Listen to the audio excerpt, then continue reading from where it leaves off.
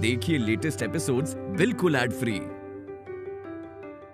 Bharat Ratna doctor Bhimrao Ambedkar को कोटि कोटि नमन। ये कार्यक्रम डॉक्टर भीमराव अंबेडकर के जीवन पर आधारित है, जहां भारत की जनता के प्रति उनके योगदानों को पूरी सजगता से चित्रित और रेखांकित करने का प्रयास है। कार्यक्रम में दिखाई गई घटनाएं लब्ध-प्रतिष्ठ पुस्तकों से ली गई हैं। इस कार्यक्रम के जरिए चैनल की ओर से एक विश्वसनीय, सजग और सकारात्मक प्रयास है कि डॉक्टर बाबा साहेब भीमराव अंबेडकर के जीवन की संघर्ष यात्रा एवं गौरव गाथा पूरे आदर के साथ घर घर पहुंचे और उनके योगदानों से सभी संपूर्णता में परिचित और आह्लादित हों।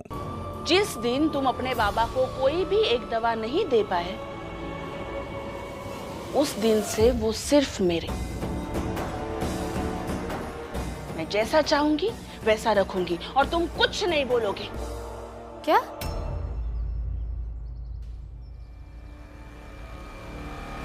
कैसी बातें कर रही है आप? जो तुम समझो, लेकिन मेरी ये शर्त मान लो, तुम दोनों को भी अपनी औकात पता चल जाएगी। बहुत कूद कूद कर मेरे बाबा हम सब कर लेंगे करते रहते हो ना, वो नहीं हो पाएगा। और फिर मैं अपने पति को पालूंगी। पाने की बात ही कहाँ आती है? बाबा हम सबके हैं। अगर वो आपके पति है तो मेरे पिता भी है। जितना कह रही हो ना उतना करो। बाहर सबकी चुनौतियां स्वीकारते हो ना, तो मेरी भी स्वीकारो। खुद को बहुत सामर्थ्यवान समझते हो ना, तो करो स्वीकार।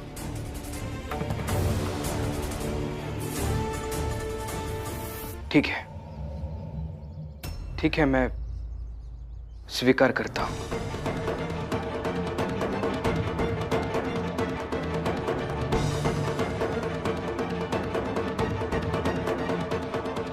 ये सही नहीं कर रही है आप। बेटे है वो आपके, स्वतंत्र की तरह व्यवहार कर रही है आप उनके साथ। अच्छा,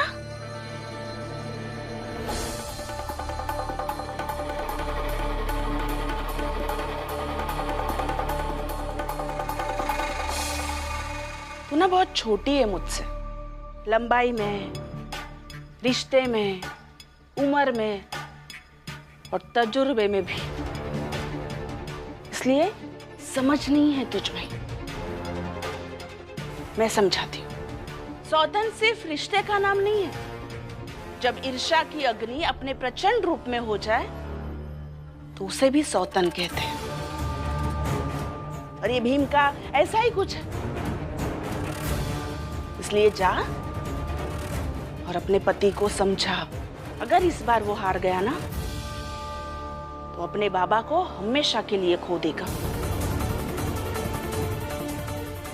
और हाँ, किसी की मदद मत लेना। पति पत्नी मिलकर हिस्सा लेना।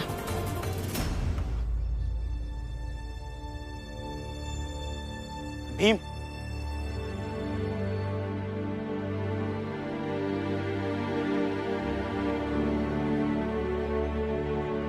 भीम, मैं चाहे यहां रहूं या ना रहूं, लेकिन हमेशा अपने परिवार के साथ ही हूं। हाँ भीम, हम सब मिलकर बाबा का इलाज कर लेंगे। हम सब मिलकर नहीं आनंद भैया, मुझे और रमा को मिलकर बाबा की जिम्मेदारी लेनी होगी। पर ऐसा क्यों? बाहर सबकी चुनौतियां स्वीकारते हो ना, तो मेरी भी स्वीकारो। खुद को बहुत सामर्थ्यवान समझते हो ना, तो करो स्वीकार। किसी की चुनौती स्वीकार कर ली है मैंने, बाबा का पूरी तरह से इलाज कराने की। अब तो समझ ही गए होंगे, जीजाबाई जी ने चुनौती दी है मुझे और रमा को कि आज के बाद सिर्फ हम दोनों बाबा की तरफ देखेंगे, उनका ख्याल रखेंगे, उनका इलाज कराएंगे, बाकी कोई कुछ नहीं करेगा। चाहता तो मैं भी यही था कि हम तीनों भाई मिलकर, हम सब मिलकर बाबा को संभालें, लेकिन जीजाबाई जी कुछ और ही चाहती है। दरअसल बात यह है कि उन्हें ऐसा लगता है कि बाबा सिर्फ उनके हैं। वो खुद सिर्फ अकेली बाबा को संभालना चाहती है क्योंकि वो उनके पति है। लेकिन मुझे ऐसा लगता है बाबा उनके पति है तो हमारे पिता भी हैं। जितना अधिकार उनका बाबा पर है, उतना ही अधिकार, उतना ही हक हमारा भी बाबा के ऊपर है। लेकिन वो मानने को तैयार ही नहीं है। लेकिन एक बात है, भले ही ये चुनौती मैंने और रमा ने स्वीकार कर ली है, लेकिन मैं जो कुछ भी करूंगा वो हम सबकी तरफ से करूंगा, आप दोनों की तरफ से भी। क्योंकि ऐसे तो हम 3 भाई हैं, मगर हमारे बाबा के लिए आज भी हम तीनों एक हैं और हमेशा रहेंगे। अब एक तरफ मैं और दूसरी तरफ तुम दोनों। देखते हैं ये खेल कौन जीतता है।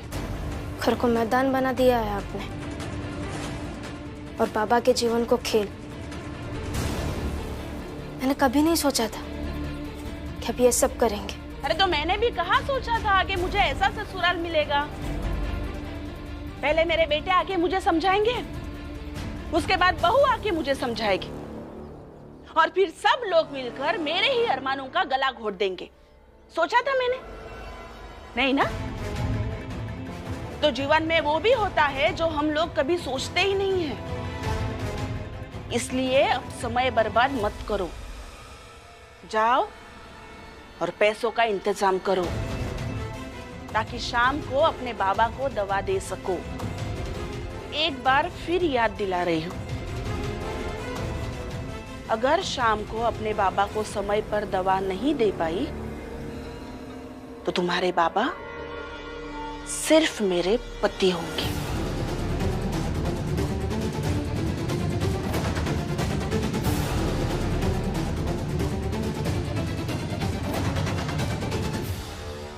आई से मैं बात करूंगा। जब हम तीनों बाबा के बेटे हैं तो इस समस्या का हल भी हम तीनों मिल बांट कर निकाल लेंगे। हाँ, आई होती कौन हमारे बीच में शर सकने वाली। एकदम सही कह रहे हो आनंद।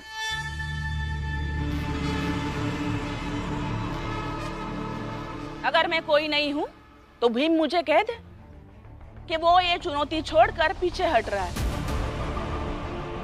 फिर मैं, बाला तुम और आनंद तुम, हम तीनों मिलकर बाबा को संभाल लेंगे। मगर आई, भीम हमारे साथ क्यों नहीं शामिल हो सकता?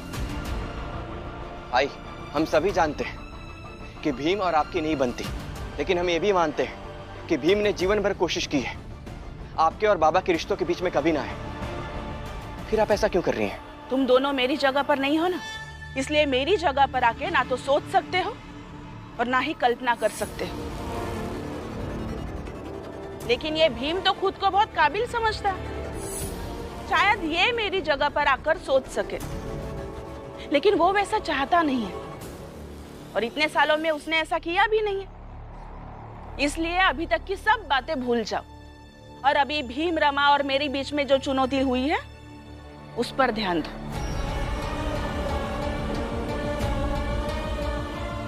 बताओ भीम, क्या करना है? अभी भी समय है तुम्हारे पास, अभी भी कदम पीछे हटा सकते हो।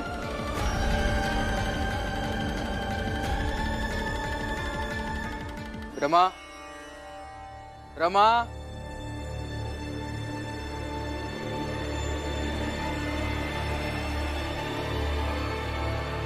चलो। रुको भीम,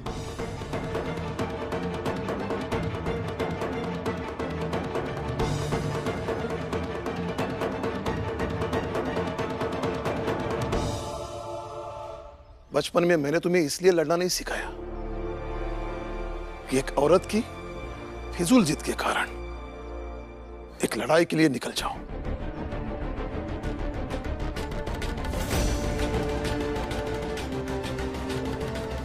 बाबा, मेरी तरफ देखिए।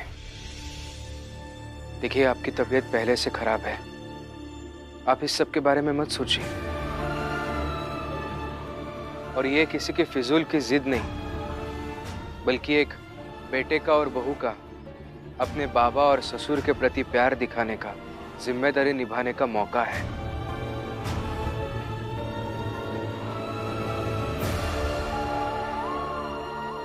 इसलिए आप चिंता मत कीजिए और ये तो बिल्कुल भी मत सोचिए कि ये सब आपके कारण हो रहा है, क्योंकि आप कारण नहीं बल्कि एक माध्यम है जिससे सबको ये पता चलेगा कि भीम और रमा के लिए उनके बाबा क्या है।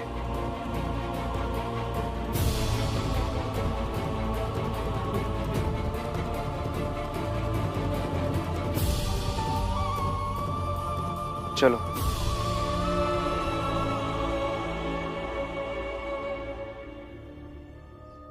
ये भीमराव और रमाबाई ने अपने जीवन की सबसे बड़ी गलती की है। जीजाबाई की चुनौती को स्वीकार करके कि वो अपने हाथों से रोज राम जी को दवा खिलाएंगे, और अगर कभी नहीं खिला पाए, बस उस दिन से राम जी उनके बाबा नहीं रहेंगे, सिर्फ और सिर्फ जीजाबाई के होकर रह जाएंगे। बच्चों, भीम और रमा पे पड़ी इसी आपदा को हमें अपने अवसर में बदलना है।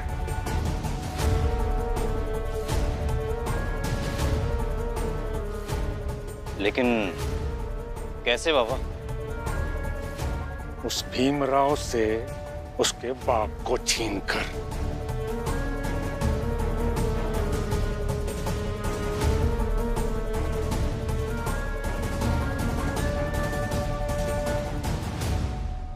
समझ गया बाबा।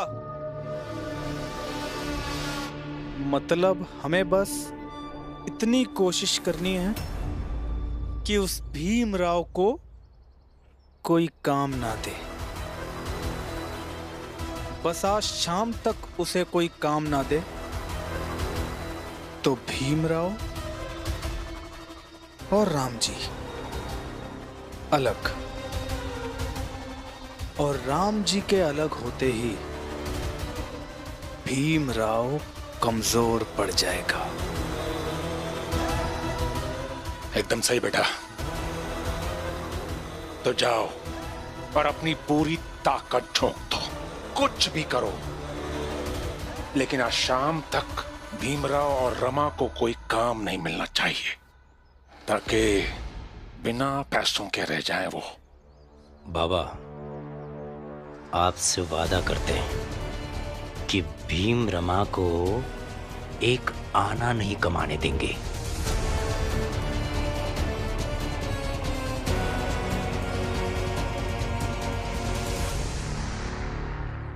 रमा, आज पहली बार एक लड़ाई रिश्तों को बचाने के लिए लड़नी है, वरना आज तक अस्तित्व बचाने की, हक पाने की, प्रतिष्ठा दिलाने की कई लड़ाइयां लड़ी हैं, मगर ये लड़ाई ऐसी नहीं है।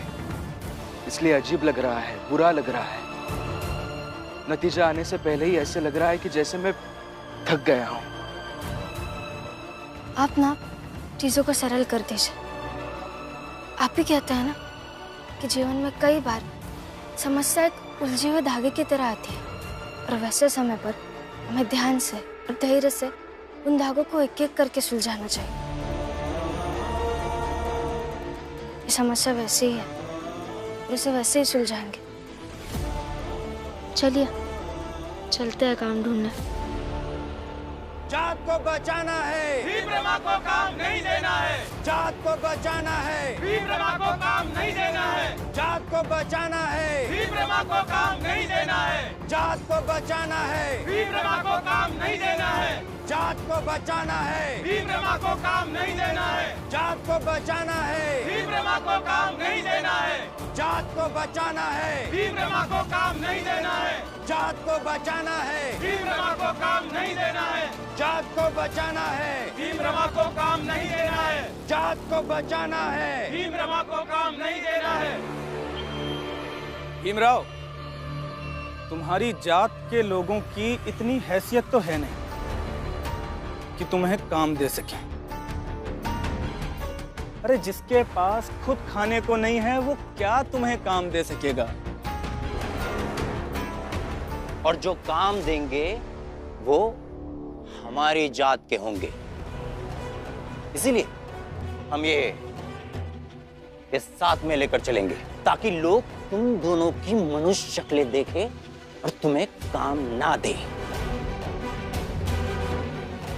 अच्छा भीमराव, कॉलेज की परीक्षा में तुम एकदम स्पष्ट रहते हो कि हर सवाल का एक जवाब तुम्हें मालूम होता है।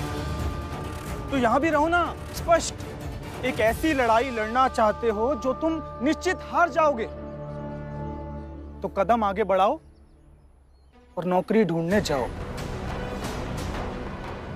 और अगर कुछ पहर बाद होने वाली हार को स्वीकार कर कदम पीछे कर सको तो जाओ, चाल वापस जाओ। और चाहो तो अपनी आई के हाथ पैर पकड़ो ताकि थोड़ा हिस्सा तुम्हारा भी बना रहे, हैं?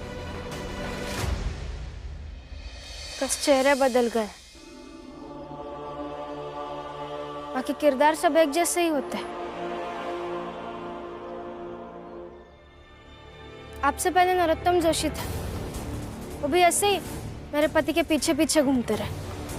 चल चलते हैं, तू नौकरी ढूंढना और मैं जाकर वहां तेरी जात और औकात बताऊंगा। मेरे पति जहाँ जहाँ नौकरी करने गए वो वहां भी गए। सर मैं भीमराव अंबेडकर, आपके हॉस्पिटल में कुछ काम होगा तो बताइए ना। सर लगे हाथ इससे ये भी पूछ लीजिए किसकी जात क्या है। उनकी वजह से बहुत जगह काम नहीं मिला। नहीं नहीं सर मेरी बात, मैं पढ़ा लिखा हूँ, मुझे अंत में काम मिल ही गए। तुम कल से काम पर आ सकते हो। मेरे ऑफिस में तुम मेरे असिस्टेंट बन के काम करोगे। Thank you sir.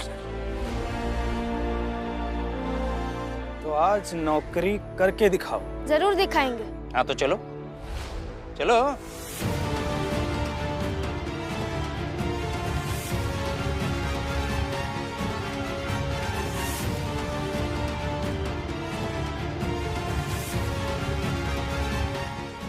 जात को बचाना है, भीमरमा को काम नहीं देना है। जात को बचाना है, भीमरमा को काम नहीं देना है। जात को बचाना है, भीमरमा को काम नहीं देना।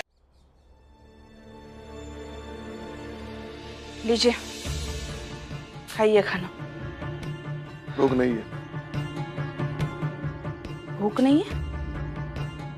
ये सब कहने से अब कोई फायदा नहीं है। तबीयत खराब है आपकी, आपको खाना तो होगा ही। भीमरमा को एक नई मुसीबत में फंसा दिया और यहाँ तुम मुझे रोटी खिला रही हो। बहस नहीं करनी है मुझे आपसे।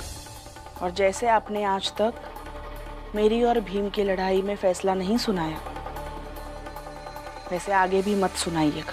हाँ, तुम्हारे और भीम की लड़ाई में मैंने कभी फैसला नहीं सुनाया ना, तो अब मैं अपने आप को फैसला सुनाता हूं। और मेरा फैसला यह है कि मैं खाना नहीं खाऊंगा। खाएंगे आप? खाना नहीं खाऊंगा।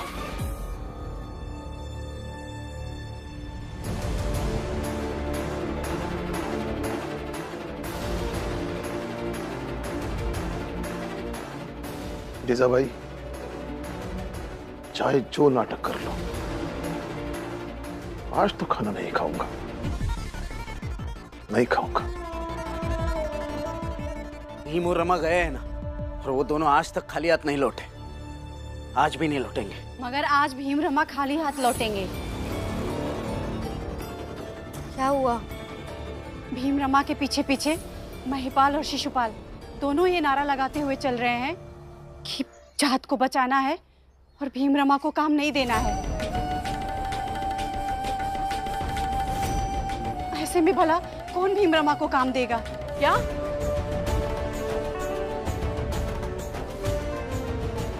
ये मेघनाथ और उसके बेटे भीम के पीछे पड़ गए हैं और घर में जीजाबाई।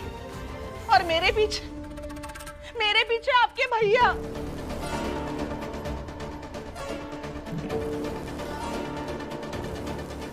दीदी, बाला, आनंद लक्ष्मी, तुम सब यही हो तो मैं तुम्हें बता देती हूँ।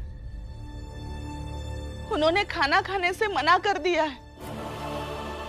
अब उन्हें कैसे खिलाना है आप लोग ही देख लीजिए।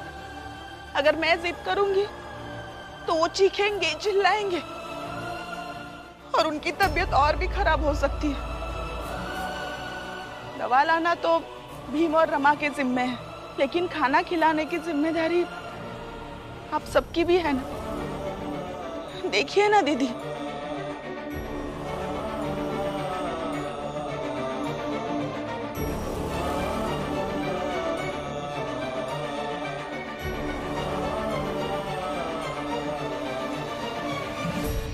जात को बचाना है, भीम रमा को काम नहीं देना है, जात को बचाना है, भीम रमा को काम नहीं देना है, जात को बचाना है, भीम रमा को काम नहीं देना है, जात को बचाना है, भीम रमा को काम नहीं देना है। नमस्ते सेठ जी, हम दोनों के लिए कुछ काम है क्या? हमें काम की बहुत जरूरत है। मेरे बाबा बीमार हैं, उनकी दवा के लिए पैसे नहीं है हमारे पास। अब कुछ भी करके आज शाम तक पैसे कमाने हैं और बाबा के लिए दवा खरीदनी है। आप भी किसी के पिता हैं, आपके भी बच्चे होंगे। हमारी तकलीफ और भाव समझिए।